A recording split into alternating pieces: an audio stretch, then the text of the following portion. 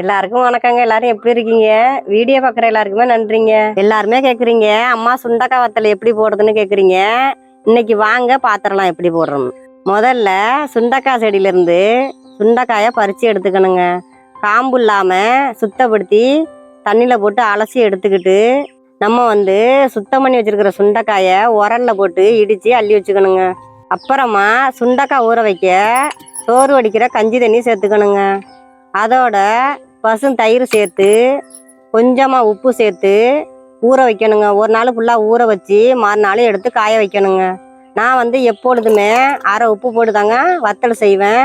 இது அரை உப்பு போட்டு நான் செஞ்சுருக்கேங்க. உப்பு இல்லாமையும் செஞ்சு கொடுத்துக்கிட்டு இருக்கிறேங்க. அவ்வளோதாங்க. சுண்டக்காய் ஒரு நாள் ஃபுல்லாக ஊற வச்சு அதை மறுநாள் எடுத்து காய வைக்கணுங்க. திரும்பவும் சாயந்தரமாக எடுத்து அதே தண்ணியில் ஊற போட்டு மறுநாள் எடுத்து காய வைக்கணுங்க. அதே போல் ஒரு 2-3 நாளைக்கு அந்த தண்ணி வத்துற வரைக்குமே அந்த காய் ஃபுல்லாக அதிலே தாங்க ஊற வச்சு காய வைக்கணும். அவ்வளவுதாங்க. ஒரு வாரத்துக்கு அதே தண்ணியில் அந்த காயெல்லாம் அள்ளி போட்டு ஊற வச்சு காய வச்சு எடுத்தோம்னா சுண்டக்காய் வத்தல் தயாருங்க.